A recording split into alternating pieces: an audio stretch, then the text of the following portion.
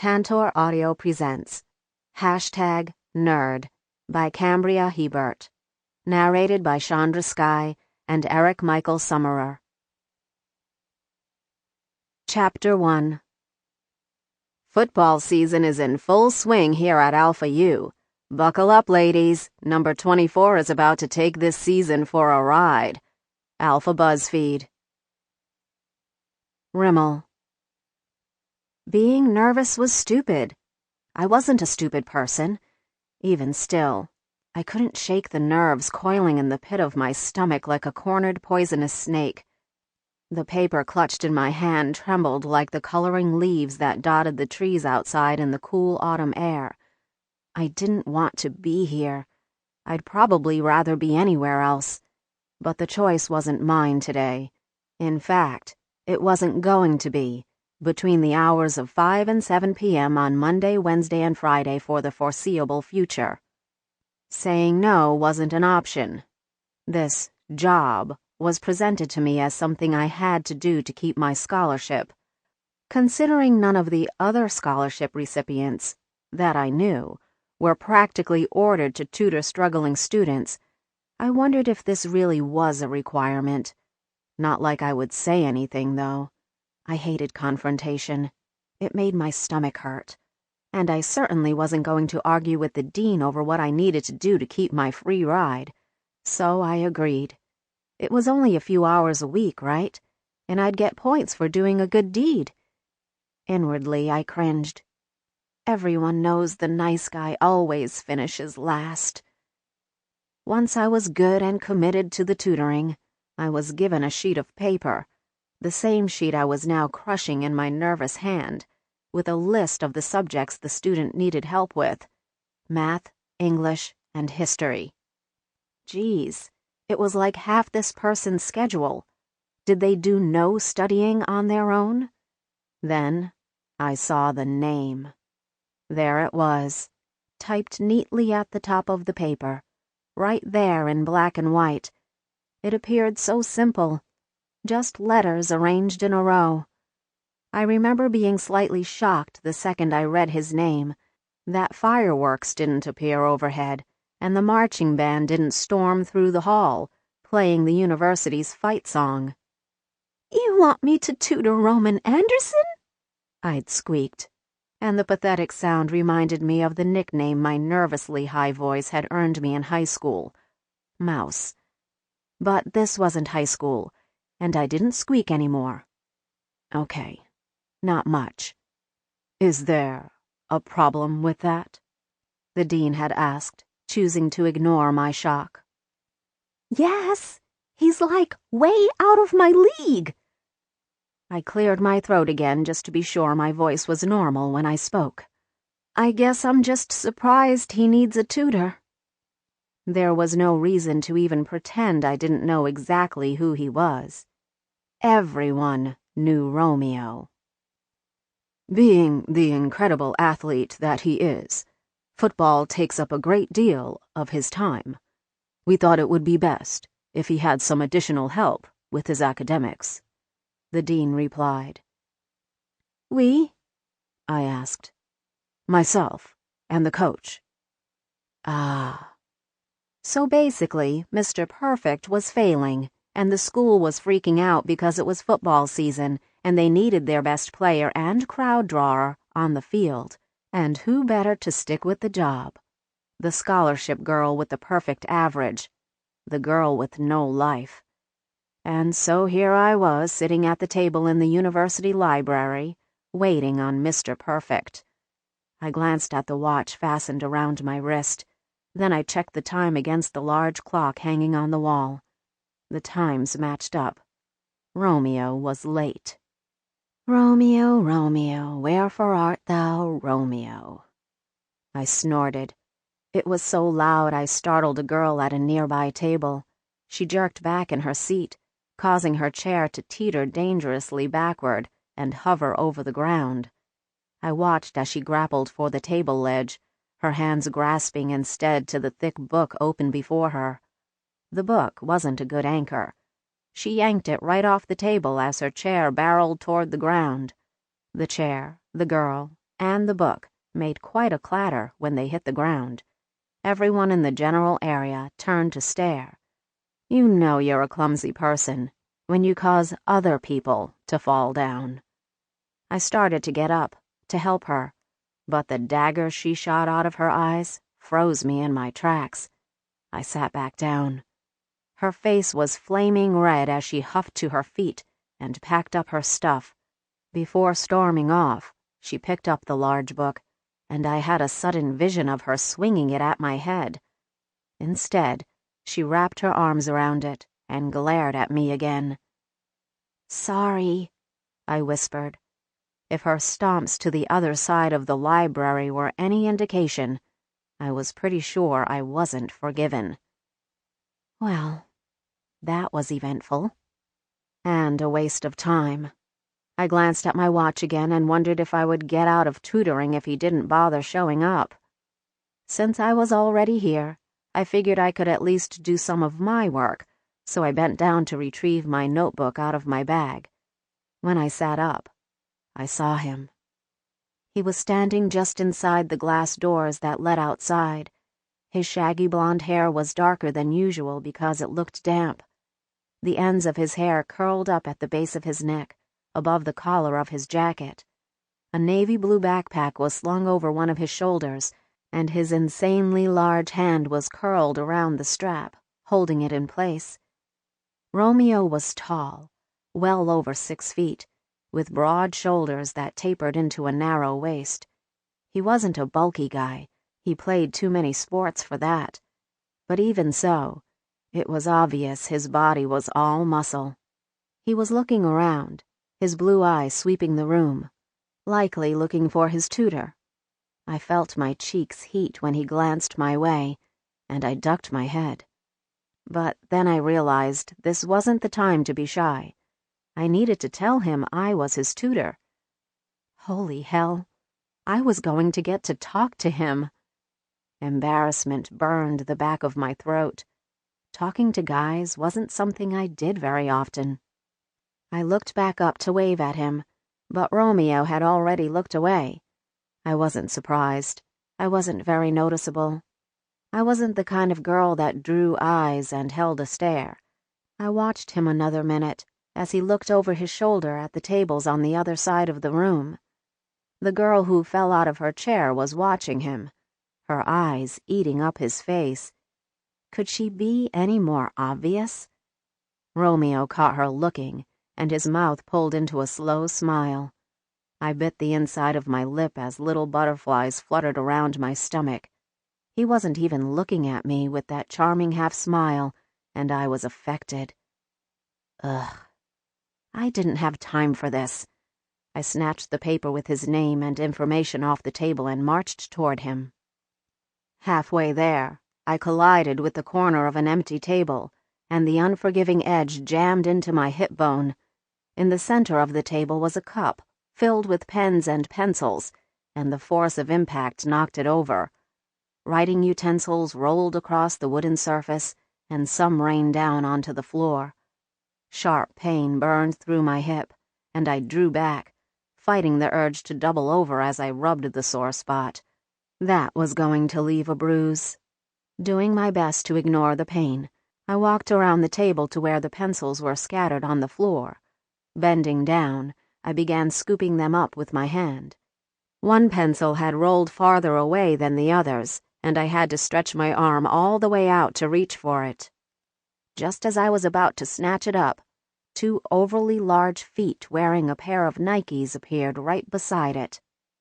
I pushed my glasses up on my nose and followed a pair of jean-clad legs all the way up, past the familiar jacket, to full lips and a chiseled face.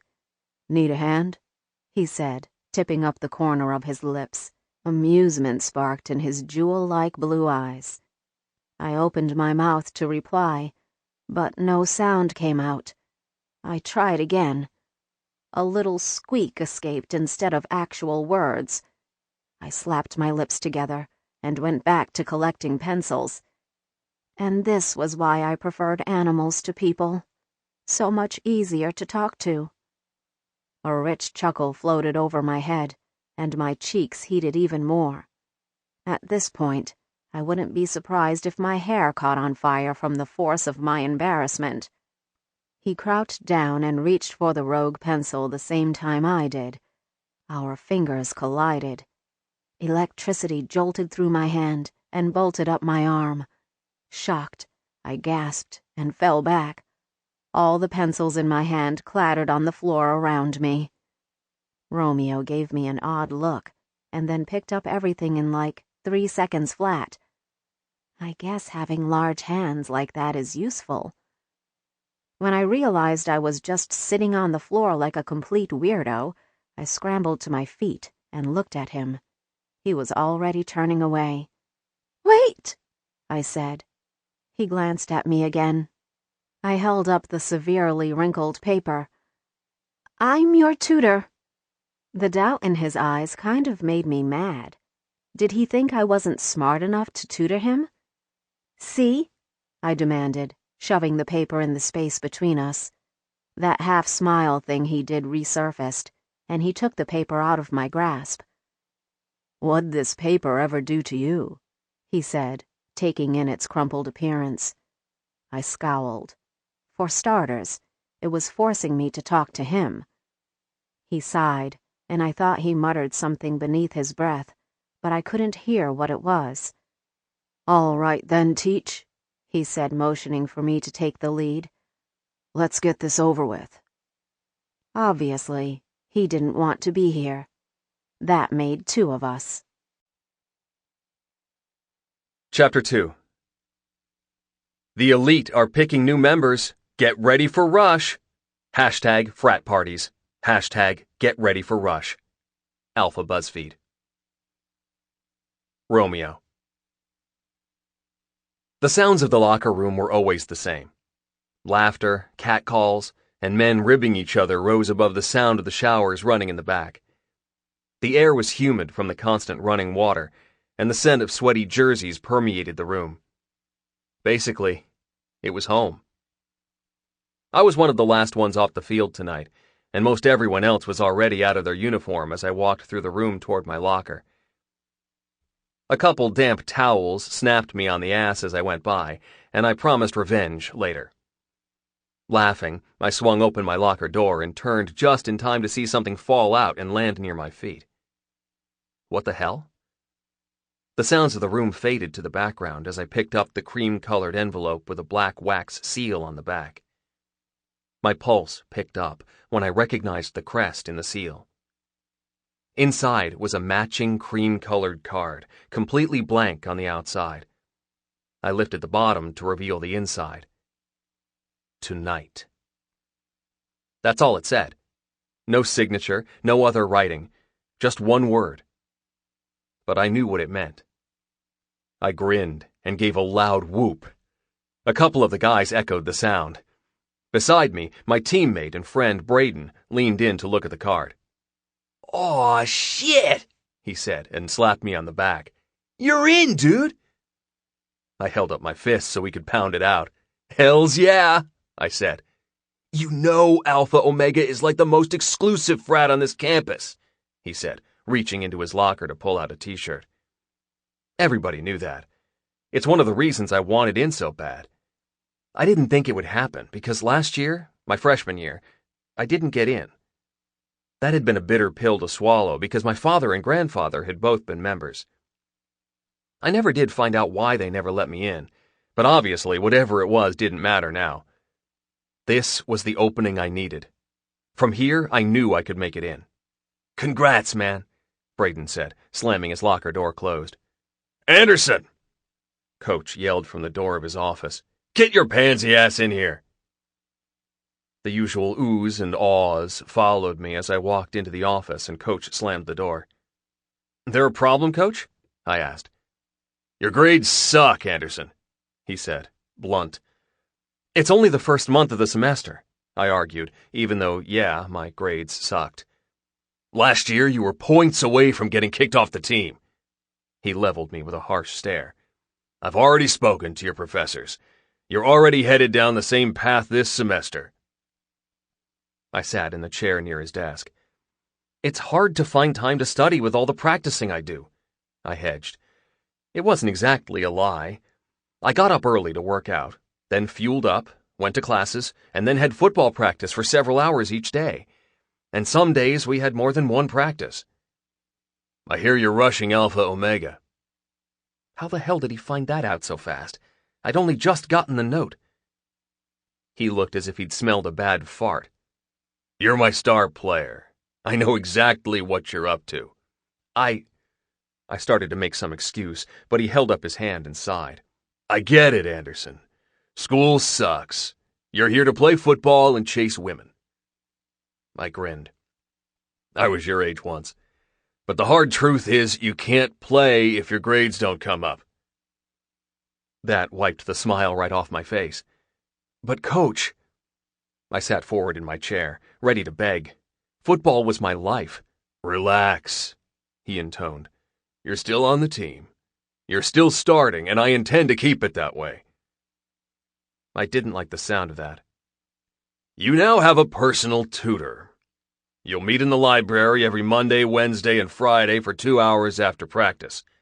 2 hours? Holy shit, that was brutal. I mean it, Anderson. The team needs you. You're the best player we have, and the dean wants a championship this year. I wanted a championship, too. It would draw in the NFL scouts. The NFL was my endgame. Hell, it was my only game. Fine, I muttered. This was going to suck. You start tonight, Coach added, then pointed at his door for me to get out. The locker room was emptying out when I opened up my locker again. Braden sat there with his duffel at his feet, waiting for me. What'd Coach say? He asked. I have to get a tutor, I muttered. Braden laughed. Have fun with that, he said and stood. His laughter drifted behind him as he left. Fun? Yeah, right. Not bloody likely. By the time I was showered and changed, everyone else was gone.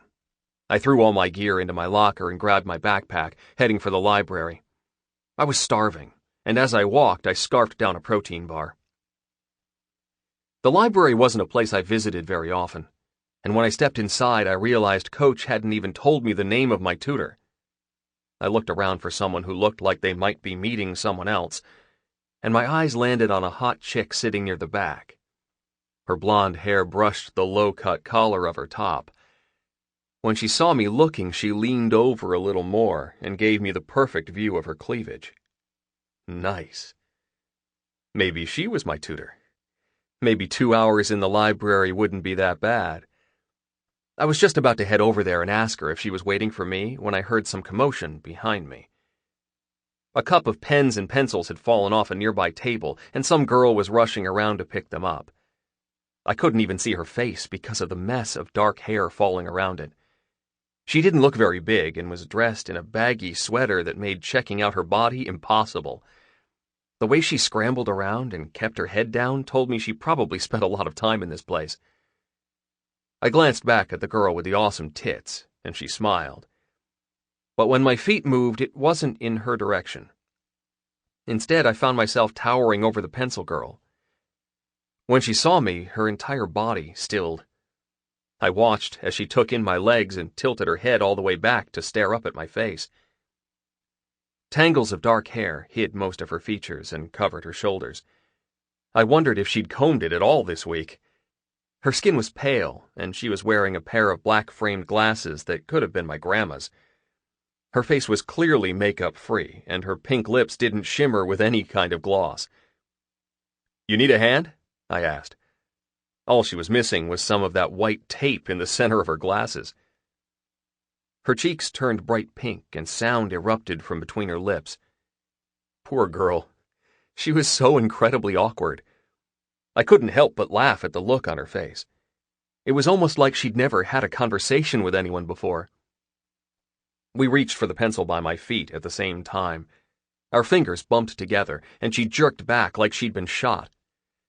She fell backwards onto her butt, and the pencils she'd been gathering spread across the floor again. Jeez, this girl was a disaster. I picked up everything I could find and straightened to dump them all in the cup. I thought about bending down to help her up, but judging by her reaction when we'd accidentally touched, I figured it wasn't a good idea. Besides, I had a hot tutor waiting for me. "Wait." Her voice was small when she called out behind me. Something about it speared my chest, and I turned. "I'm your tutor," she said. What? No. There was no way in hell Coach would hire this meek little nerd to tutor me. "Oh, yes, he would," a voice in the back of my head taunted. "See?" the girl demanded and shoved a crumpled paper at me. It was my schedule and the courses I needed help with. At the top was my name. "What did this paper ever do to you?" I teased her. She scowled. I guess nerds didn't like to joke around. This was going to be worse than I thought. "Thanks a hell of a lot, Coach," I muttered. I glanced back at the girl. She was short, didn't even come to my shoulder. Her hair hid most of her, and what it didn't, the god-awful sweater she was wearing did. It hung all the way to her knees and was brown, making it look like a sack. She pushed up the glasses on her nose again, her slight fingers poking out from her too long sleeves. I guess it could be worse. She could smell. "All right then, Teach," I said, resolved to my tutoring future, and pointed for her to lead me to her table. "Let's get this over with." If being tutored by her was what I had to do to stay on the team, then that's exactly what I was going to do. Chapter 3. Rally up. Friday night when darkness falls. See and be seen. #BYOB. Alpha BuzzFeed. Rimmel. Romeo had the attention span of a slice of bread, which is none at all. Every time I started to explain something, it's like not only his eyes glazed over, but his entire body. At one point, I wondered if it were possible for him to be asleep with his eyes open. And God, he smelled good. It was a clean scent, like soap, the kind of soap that probably costs $5 a bar. It was a thick scent, but it wasn't heavy. Every time he fidgeted in his chair, a cloud of it would waft over me, and I would inhale just a little deeper.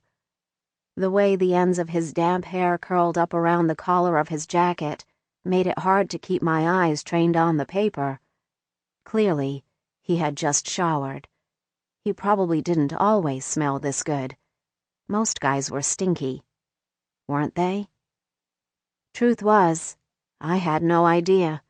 This was the closest I had gotten to a guy since high school, and even then, that was limited mostly to the guys who sat around me in class, and Nick, my childhood friend. Nick never smelled like this. "Focus, Rimmel," I scolded myself.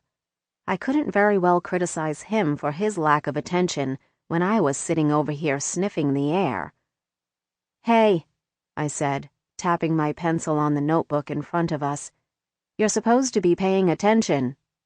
Romeo was doing some kind of trick or something with the pen in his right hand, somehow passing it through all his fingers, back and forth, back and forth.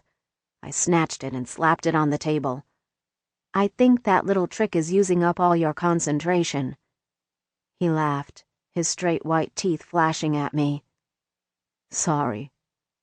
His tone was sheepish, and he leaned forward, placing both elbows on the table, and looked at the notebook. "I'm listening." When he moved, his arm brushed against mine, and I jerked back, feeling my cheeks heat. He gave me an odd look, but I ignored him and focused back on the paper. "Okay, so for this assignment," I began. He interrupted, sliding his chair back from the table. "Hang on a second," he said, not really looking to see if I was indeed going to hang on. Romeo started across the room where the girl who fell out of her chair earlier was standing at the exit, her bag slung over her shoulder.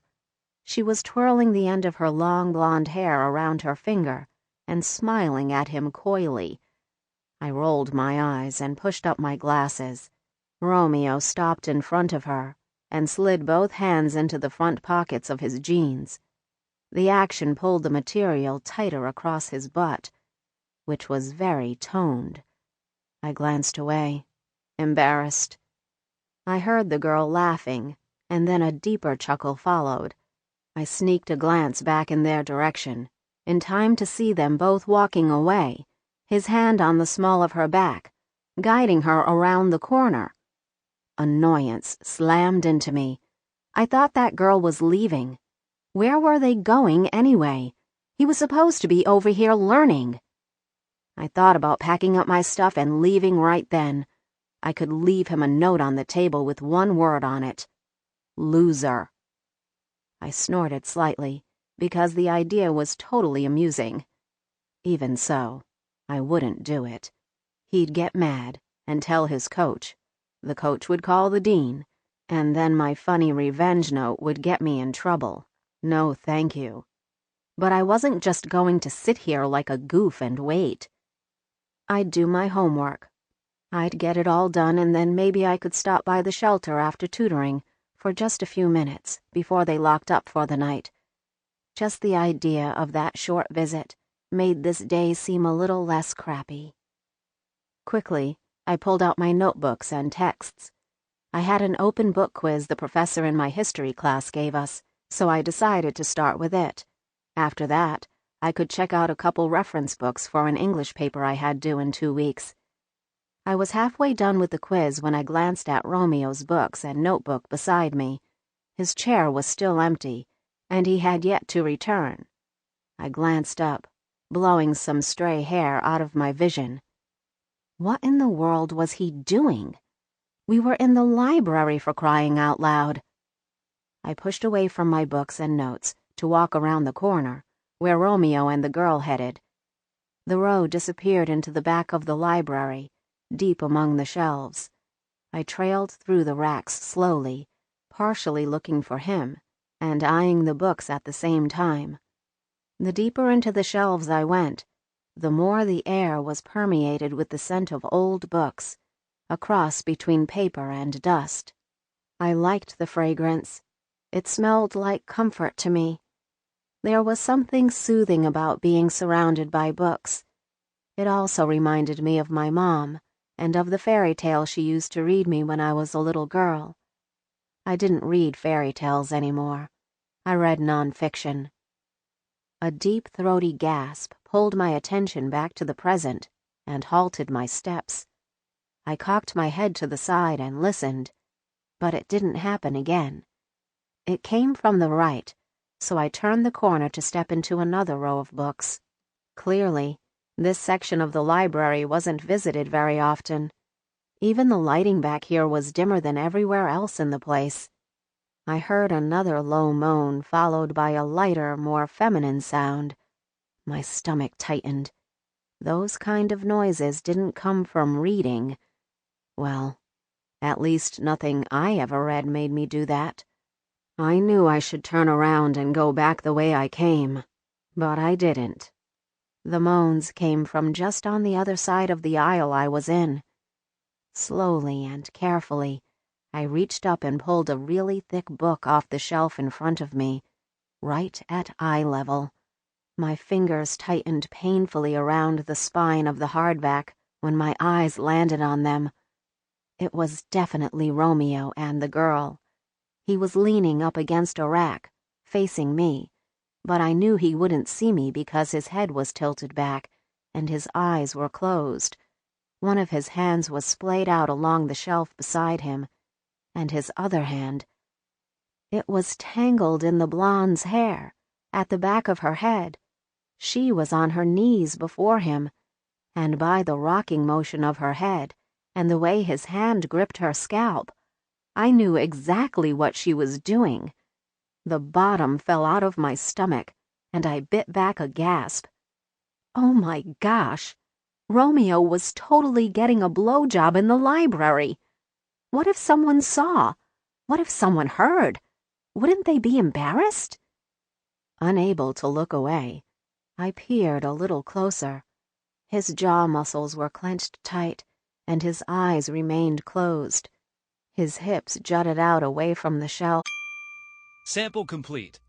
Ready to continue?